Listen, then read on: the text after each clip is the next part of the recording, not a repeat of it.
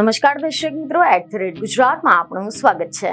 દેશભરમાં સમાન civil code લાગુ કરવામાં ગુજરાત બીજું રાજ્ય બનવાની તૈયારી કરી રહ્યું છે, કારણ કે સમાન સિવિલ કોડ સંદર્ભે ગુજરાત સરકાર દ્વારા રચવામાં આવેલી યુનિફોર્મ સિવિલ કોડ સમિતિમાં ઘણી બધી જગ્યાએ વિરોધ જોવા મળી રહ્યો છે, જેમાં પણ ખાસ કરીને ડેડિયાપાડાના ધારાસભ્ય ચેતર વસાવા આ મુદ્દે સતત વિરોધ નોંધાવી રહ્યા છે।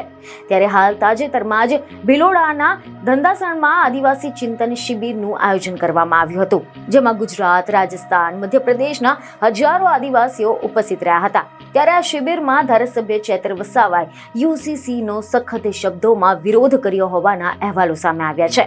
આ વિશે જો આપણે ડિટેલમાં વાત કરીએ તો ખબર એવી મળી રહી છે કે ધારાસભ્ય ચેતર વસાવાએ આદિવાસી ચિંતન શિબિરમાં એવું કહ્યું હતું કે ગુજરાતમાં જે સરકારે યુસીસીને લાગુ કરવાની તજવીજ કરી રહ્યું છે તેનો અમે સખત શબ્દોમાં વિરોધ કરીએ છીએ।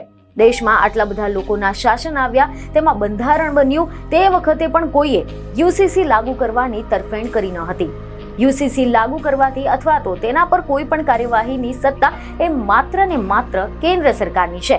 તેની ચર્ચામાં માત્ર સંસદમાં થઈ શકે છે, પરંતુ ગુજરાત સરકાર તેના માટે કમિટી રચી છે જે ગેરબંધારણીય છે અને અમે તેનો સખત શબ્દોમાં વિરોધ કરીએ છીએ। આજે પણ દેશમાં અને રાજ્યમાં એસસી, એસટી અને ઓબીસી સમાજ સાથે સમાનતા દાખવવામાં નથી આવતી અને તેથી જ અમે આ યુસીસીનો સખત શબ્દોમાં વિરોધ કરીએ છીએ।